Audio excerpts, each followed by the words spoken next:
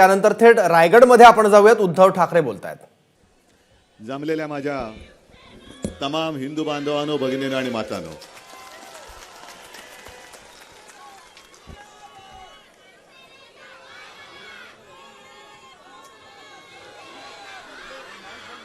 आज तशी काही सुट्टी नाहीये. निवडणुका जाहीर झालेल्या नाहीत आणि मी असं ठरवलं, गेल्या 15-20 दिवसापूर्वी कल्याण लोकसभा मतदारसंघात फिरलो. कारण गेले 2 वर्ष महाराष्ट्राच्या कानाकोपऱ्यातनं तुम्ही सगळे कार्यकर्ते, आपल्या शिवसेनेचे सगळे हितचिंतक मातोश्रीवरती येत आहेत. आणि मी विचार असा केला की आता आपण यांच्याकडे जाऊया. कल्याण मतदारसंघामध्ये मी शाखा भेटी ठरवल्या. शाखा भेटी करता करता अशा सभाच झाल्या सगळीकडे. आज रायगडमध्ये मी आलेलो आहे.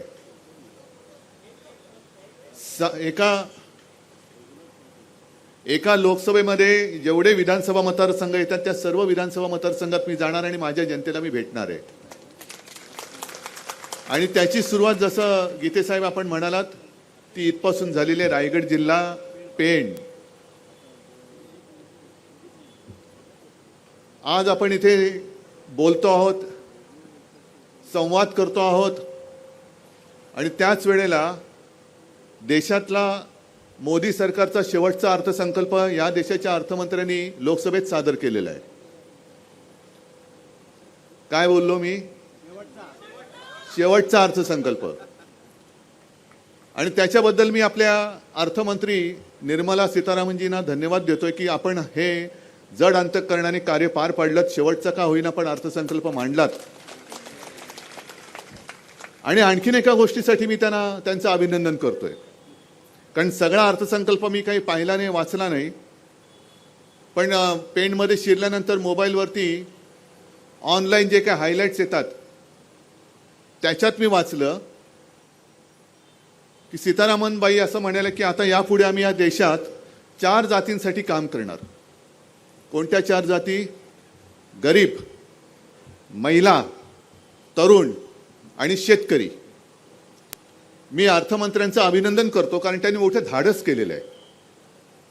संसदेत जेव्हा अर्थसंकल्प जाहीर होतो तेव्हा गीतेसाहेब तुम्ही मंत्री होतात, मला असं वाटतं प्रधानमंत्री समोर असतात, पण प्रधानमंत्र्यांसमोर हे बोलण्याचं धाडस त्यांनी दाखवलं म्हणून मी त्यांचं अभिनंदन करतोय.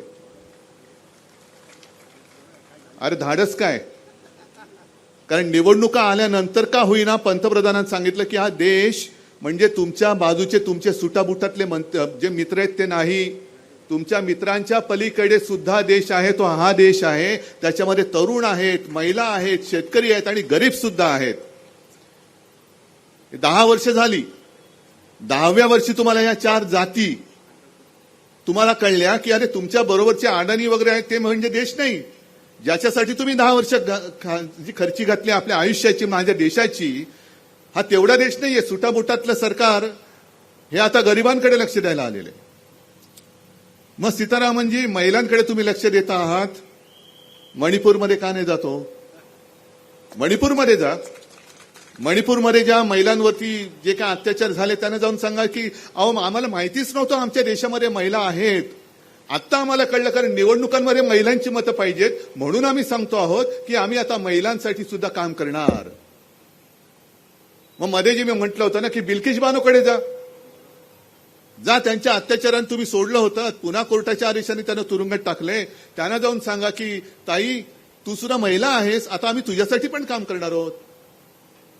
इथे शेतकरी असतील आलेले, कामगार आले असतील, तरुण आले असतील. ज्या वेळेला शेतकऱ्यांनी 1 वर्ष, 1.5 वर्ष, जवळपास वर्षभर, वर्ष 6 महिने उत्तरेतल्या शेतकऱ्यांनी आंदोलन केलं, थंडी, वारा, ऊन, पाऊस कशाची पर्वा न करता आंदोलन केलं, त्यांना तुम्ही अतिरेकी ठरवलं होतं. आता अतिरेक्याने तुम्ही शेतकरी समजायला लागलात आणि आता तुम्ही त्यांचं काम करायला लागलात. म्हणजे हा सगळा भूलभुलैया एवढा हे थोतांड आहे. पण एक लक्षात घ्या की पूर्वी म्हणजे अजूनही होत असतील जादूचे प्रयोग. तुम्ही पाहिलेत जादूचे प्रयोग? अरे हो की नाही? अरे नसेल तर नाही सांगा, ते करतात ते बघा. आता दिल्लीत सुरू आहेत जादूचे प्रयोग. जादूचे प्रयोग म्हणजे काय? मी लहानपणी बघायचो, तो जादूगार यायचा, टोपी दाखवायचा, अशी रिकामी आहे ना टोपी, हो, मग काहीतरी त्याच्यावर फडकं टाकायचा, एक मंत्र म्हणायचा, आब्राकाडाब्रा, हात घालायचा आणि कबूतर काढून सोडून द्यायचा. आपण म्हणायचो, अरे काय अचाट माणूस, रिकाम्या टोपीतून कबूतर काढलं, माझं मत यालाच. पण त्यावेळेला हे लक्षात येत नाही की कबूतर उडून गेलं, टोपी आपल्याला घातली. ही टोपी घालण्याचा प्रकार आहे अर्थसंकल्प म्हणजे. हे अशा सगळ्या काही आता भूलभुलैया काढतील, अमुक आता तुम्हाला हे देणार, हे महिलांना काय आता फुकटामध्ये पाहिजे तर गॅस सिलेंडर देतील, पण मतदान झाल्यानंतर सिलेंडरच्या किमती दुपटीने तिपटीने वाढतील. तरुणांना आम्ही नोकऱ्या देणार. अहो 10 वर्ष हेच ऐकत आलोय. 10 वर्ष केलंत काय तुम्ही? आम्हाला आता तुमच्या फसव्या अर्थसंकल्पाची गरज नाहीये. आता जे मी तुम्हाला सांगणार आहात, तुम्ही मगाशी गीतेसाहेब बोलत असताना जोरात सांगितलं तो हो, ते खरंच काम करणार आहात? काय करणार? काय काम करणार? नाही गाडायचं तर तसं नाही, आधी खड्डा खणायला लागेल. त्या खड्ड्या खणण्याचं काम आता तुम्हाला पहिले 1 महिनाभर करावं लागेल, मग गाडून त्याच्यावरती आपल्या मतांची माती टाकावी लागेल, तर ते गाडले जातील. पण हा जर खड्डा खणायचा असेल तर आता तुम्हाला घराघरात जावं लागेल. जसं 2014 साली चाय पे चर्चा झाली होती, तुमच्या गावात झाली असेल नसेल कल्पना नाही. आता चहा पण महागला, साखरही महागलं, दूधही महागलं, पाणी शुद्ध येते की नाही, पण आम्ही आता याच्या पुढे तुम्हाला चहा देऊ. आता प्रत्येक ठिकाणी जाऊन गेल्या 10 वर्षातल्या या सरकारच्या कामाचा आढावा घ्या. 10 वर्षे यांनी जे अर्थसंकल्प मांडले ते अर्थसंकल्प प्रत्यक्षात किती उतरले. 2014 आणि 2019 ज्या काही त्यांनी जाहीरनाम्यातनं थापा मारल्या, त्या थापा किती प्रत्यक्षात आल्या? अगदी महिलांना सुद्धा महिलांच्या योजना मिळाल्या क्या? तरुणांना नोकऱ्या मिळाल्या का? शेतकऱ्यांना आपत्ती काळामध्ये संकटामध्ये मदत मिळाली का? उघड मी विचारतो, जर इकडे शेतकरी आले असतील तर माझा उघड मी त्यांना विचारतो, पत्रकारांनी टिपून घ्यायचं. मी जेव्हा मुख्यमंत्री होतो त्यावेळेला 2 चक्रीवादळं इकडे आदळली होती, एक त्योक्ते आणि एक निसर्ग. मग ज्यांना त्याच्यामध्ये आपत्तीग्रस्त होते, यांचं नुकसान झालं, त्यावेळेला मी मुख्यमंत्री असताना सरकारने केलेली मदत मिळाली की नाही, हे हो किंवा नाही एकदा मोठ्याने सांगा. मी इथे येऊन गेलो होतो, इथे म्हणजे इकडे नाही पण जिकडे वादळ आलं तिकडे कोकणात पण गेलो होतो, तळ कोकणात गेलो होतो, अलिबाग वगैरे त्याही भागात आलो होतो. आणि जे केंद्राचे निकष आहेत त्याच्या पलीकडे जाऊन आपल्या सरकारने मदत केली होती. 2 निसर्ग वादळ, एक निसर्ग आणि त्योक्ते वादळ येऊन गेलं, पंतप्रधान आले होते, केंद्राची मदत आली होती, 1 पैसा सुद्धा आलेला नव्हता. मला तुम्हाला हे जे सांगायचं ते हेच आहे की संकट आल्यानंतर पंतप्रधान इकडे फिरकले नाहीत, अजिबात फिरकले नाहीत. रायगडमध्ये सुद्धा, महाराष्ट्रामध्ये सुद्धा जनता राहते आणि त्याही वेळेला जर एक रायगड सोडला तर बाकी सिंधुदुर्ग असेल, आणखीन काही ठिकाणी आपण त्यांच्यासोबत होतो, म्हणून आपल्यामुळे मोदीजींना पंतप्रधान होण्यासाठी सगळ्यांनी मतदान केलं होतं. पण तेव्हा नामानिराळे होते. आता वाऱ्या करतायत, महाराष्ट्राच्या वाऱ्या. आता मध्ये 2 वेळा येऊन गेले, आता परत येत आहेत. साताऱ्याला जात आहेत, मग शिवनेरीला जातील, मग पोहरादेवीला जातील, पेणमध्ये येऊन जातील. जिकडे म्हणजे मतं पाहिजे असताना मेरे प्यारे देशवासियो, आणि त्याच्यानंतर तुम्ही एकदा मतं दिली का तुम्ही जगताय काय मरताय काय, आंदोलन केला तरी चिरडून टाकू, पण विकास, तुम्हाला चिरडणं हा यांचा विकास.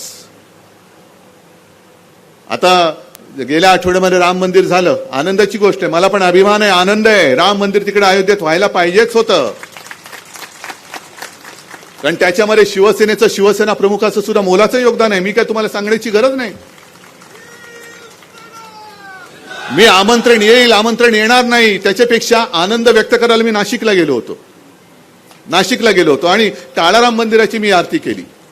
गोदावरी तीरावरती मी आरती केली, कारण काळाराम मंदिराचा सुद्धा एक वेगळा इतिहास आहे, तुम्हाला कल्पना आहे. जसं इकडे या रायगडमध्ये महाडच्या 14 तळ्याचा एक सत्याग्रह झाला होता, तसा काळाराम मंदिरामध्ये डॉक्टर बाबासाहेब आंबेडकरांनी सत्याग्रह केला होता. आणि त्यांचं हेच जे म्हणणं होतं तेच आमचं सुद्धा आहे की हा जो राम आहे हा काही तुमची खाजगी प्रॉपर्टी नाही, तो राम माझा सुद्धा आहे. हे जे आंबेडकरांनी सांगितलं तेच मी भाजपला सांगतोय, हा राम तुमच्या मोदींची प्रॉपर्टी नाही, हा राम ह्या देशातल्या तमाम करोडो राम भक्तांचा सुद्धा आहे. पण त्या सगळ्या सोहळ्यामध्ये एक कोणतरी निर्बुद्धच बोलायला पाहिजे, कारण अशी माणसं निर्बुद्धच्या शिवाय मला दुसरा शब्द सुचत नाही. माझं काय म्हणणं आहे की कोणी कोणाला काय मानायचा याचा त्याचा प्रश्न आहे. कोणी कोणाला देव मानत असेल तो तुझा आणि त्याचा प्रश्न आहे, मी नाही त्याच्यामध्ये येऊ शकत, येऊ इच्छितच नाहीये. पण जर कोणी मोदींना देव मानत असतील माना, माझं काही म्हणणं नाही, पण तुम्ही त्यांची तुलना आमच्या दैवताबद्दल करू नका. हे आमचं दैवत आहे, छत्रपती शिवाजी महाराज हे दैवत आहे, आणि जे कोणी कोणाची तुलना आमच्या महाराजांबरोबर करतात ती माणसं निर्बुद्ध आहेत, निर्बुद्ध आहेत. काय एक तरी मला साम्य दाखवा. छत्रपती शिवाजी महाराज ज्यांच्या आज्ञापत्रात लिहिलेलं होतं की याद राखा, आपल्या सगळ्या सरदारांना वगैरे लिहिलं होतं, मावळ्यानं सुद्धा सांगितलं होतं की शेतकऱ्याच्या भाजीच्या देठाला देखील हात लागला तर याद राख. आणि माझा शेतकरी आत्महत्या करतोय, महाराष्ट्रामध्ये आत्महत्या वाढत आहेत, त्याला आपत्ती काळामध्ये मदत मिळत नाहीये, पीक विमा योजना ती मिळत नाहीये, संकटामध्ये धावून येईल असं काही होत नाहीये, जनधन योजनेचं काही जनगणमनच झालेलं आहे, काही त्याच्यात काय मिळतच नाहीये. आणि ज्या छत्रपती शिवाजी महाराजांनी, कोणी असेल, मग तो रांजाचा पाटील असेल, आणखीन कोणी असेल, ज्यांनी महिलांची विटंबना केली त्याला कठोर शासन, त्याचे हातपाय तोडून त्यांनी शासन केलेलं आहे. हे छत्रपती शिवाजी महाराज, म्हणून आम्ही म्हणतो ती शिवशाही. आणि ज्यांच्याबरोबर तुम्ही तुलना करतायत, मणिपूरमध्ये अजूनही जात नाही, 2 महिलांची विटंबना झाली, काय काय केलं ते अंगावरती काटा येतो, ते म्हणजे बघवत पण नाही, बघितलं पण नाही आणि ऐकवत पण नाही. पण एवढं होऊन सुद्धा जी व्यक्ती त्याच्याबद्दल काही बोलायला तयार नाही, तिकडे जायला तयार नाही, ती महाराजांच्या बरोबरची होऊ शकते. आणि मग मी म्हणतो, ते पुन्हा सांगतो की जे कोणी कोणाची तुलना महाराजांबरोबर बोलत असतील ते कोणी असले तरी निर्बुद्ध आहेत, बिंडोक आहेत, बिंडोक आहेत, कोणी असतील ते. हा कोणता न्याय आहे? आणि आता एकूण जे काय राजकारण चाललंय, मी तुम्हाला एवढ्यासाठी भेटही काय घेतोय की जागे राहा आता जरा. हा सगळा जादूचा प्रयोग, जादूगार येतील, जादूगार टोपीत तुम्हाला घालतील, कबूतर उडवून टाकतील आणि पुन्हा दिल्लीत बसल्यानंतर लाथा आम्हाला. मी नाशिकच्या सभेमध्ये जे बोललो, आज आपण काँग्रेस सोबत गेलो, आहेत ना, काँग्रेसचे सोबत आहेत, माझे राष्ट्रवादीचे आहेत, अगदी शेका पक्षाचे सुद्धा जयंतराव, तर आमचे कौटुंबिक संबंध आहेत. पण रायगडकरांना मी एक खास जरा वेगळ्या पद्धतीने धन्यवाद देतोय. गीतेसाहेब गेल्या वेळेला आपल्याला दुर्दैवाने पराभव झाला, तरी का धन्यवाद देतोय?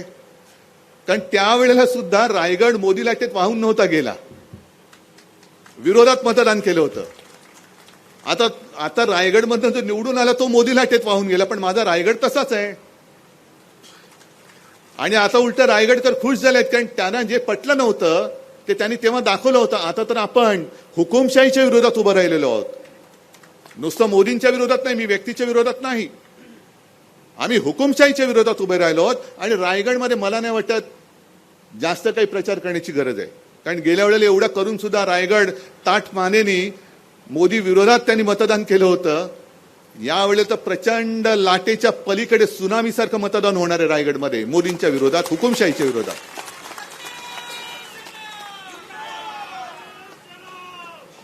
बरं, एक गोष्ट अशी आहे की यांचं काय म्हणणं आहे की अबकी बार काय म्हणतायत 400 पार. मग 400 पार जर तुमची आत्ता होण्याची तयारी असेल, मग तुम्हाला नितीश कुमार का लागतात? नितीश कुमार का लागले? मग जो काही कारभार चाललेला आहे, मग मोदी गॅरंटी, मोदी सांगतात की अमुक अमुक होगा, हे मोदी गॅरंटी आहे. म्हटलं बरोबर आहे, मोदी गॅरंटी आहेच, कारण इकडच्या वर्तमानपत्रात किती बातम्या आल्यात माहिती नाही, पण मी येताना मुंबईतली वर्तमानपत्र पाहिली, काही बातम्या कापून पण आणल्या. एकाच वृत्तपत्रात 2 बातम्या आहेत. एका बाजूला हेमंत सोरेन यांना अटक, घोटाळ्या प्रकरणी ईडीकडून अटक, आणि बाजूला एक बातमी आहे अजित पवार यांना क्लीन चिट, मोदी गॅरंटी. भ्रष्टाचार करा, भाजपात या, कुछ नहीं होगा, मोदी गॅरंटी आहे. तुम्हाला मुख्यमंत्री पद मिळेल, तुम्हाला उपमुख्यमंत्री पद मिळेल, आरोप करणारे हेच, पक्षात घेणारे हेच, क्लीन चिट देणारे हेच. आणि जे सोबत येत नाहीत, म्हणजे एकाच दिवशी नितीश कुमार भाजपासोबत गेले, ते मुख्यमंत्री पदाची शपथ घेतली, आणि त्याच दिवशी त्याच्या दुसऱ्या दिवशी लालू प्रसाद आणि तेजस्वीला ईडीचं समन्स.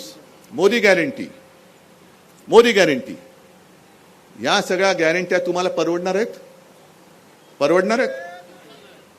म्हणजे जर मी असं म्हटलं की जे विरोधात हुकुमशाहीच्या विरोधात राहतील त्यांना हे तुरुंगात टाकतायत, मग तुम्ही विचार केला पाहिजे. आणि आज सुद्धा मी सांगतो, इकडे जर का कोणी भारतीय जनता पक्षाचे खबरे आले असतील, RSSचे आले असतील, नाही येऊ शकतात, उलट त्यांना त्यांच्याशी मी बोलायला तयार आहे. आणि जर का तुम्ही जर लाईव्ह दाखवत असाल तर महाराष्ट्रातल्या कानाकोपऱ्यामधले जे RSSचे कार्यकर्ते आहेत आणि भाजपचे कार्यकर्ते आहेत त्यांना मी सांगतोय की अरे तुम्ही आता तरी डोळे उघडा. ही लढाई केवळ भाजप विरुद्ध विरोधी पक्षाशी नाहीये, ही लढाई लोकशाही विरुद्ध हुकुमशाही आहे. तुम्ही ज्यांच्यासाठी सतरंजा घालता आहात, ज्यांच्या मागे लगबग सगळी उठाबशा करता आहात, त्यांच्या हातामध्ये पुन्हा देश देणार असाल तर याचा अर्थ तुम्ही तुमच्या पुढच्या पिढ्या या हुकुमशहाच्या ताब्यामध्ये देत आहात. पुढच्या पिढ्या तुम्हाला माफ करणार नाहीत. आम्ही लढतो आहोत. गीते साहेबांनी थोडी माझी पंचायत केली. मला काय म्हणाले, उद्धव ठाकरेच परत मुख्यमंत्री होणार. अहो, मी पंतप्रधान पदाचं स्वप्न बघू की नको आता प्रश्न पडले. नाही, मला असं काही स्वप्न पडत नाही. ना मुख्यमंत्री पदाचं पडलं होतं, पंतप्रधान पदाचं स्वप्न तर स्वप्नातही स्वप्न पडत नाही मला फक्त दिसतोय तो माझा देश, माझी भारत माता.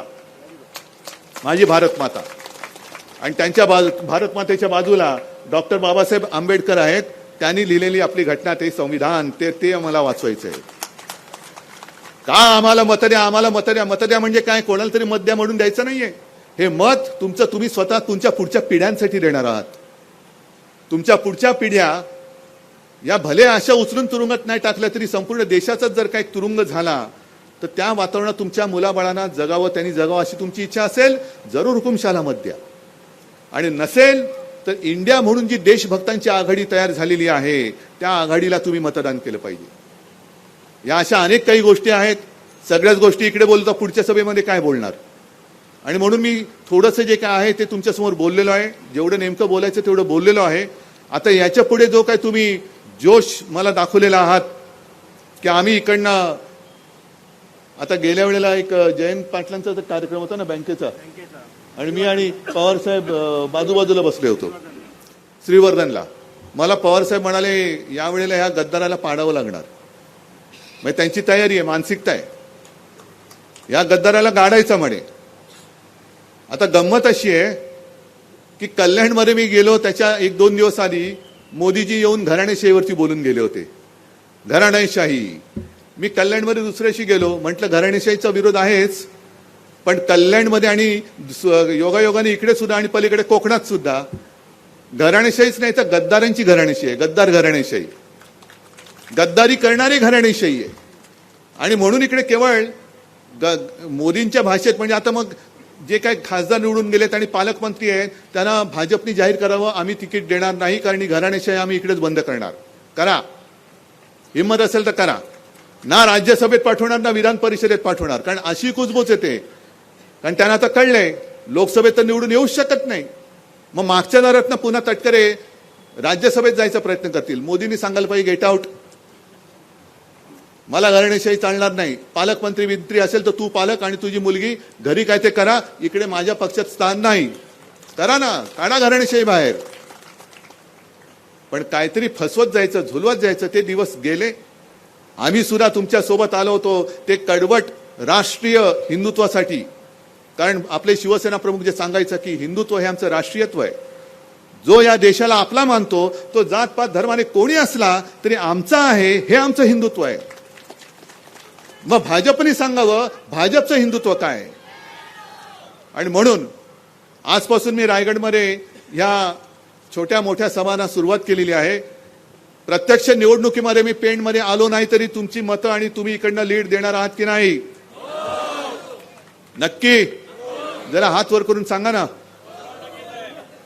आणि जे मी तुम्हाला सांगितलं की घराघरामध्ये जाऊन, गाव वाड्या वस्ते पाडे, अगदी चहाची टपरी असेल, सलून असेल, एसटी स्टँड असेल, रिक्षा स्टँड असेल, संपूर्ण गेल्या 10 वर्षातल्या मोदींच्या थापा या लोकांना सांगा, या सांगा. कारण प्रचंड खर्च होतोय जाहिरातीवरती. मग पेट्रोल पंपावरती जाहिरात लागते आणि त्याच्यावरती पंतप्रधानांचा फोटो असतो.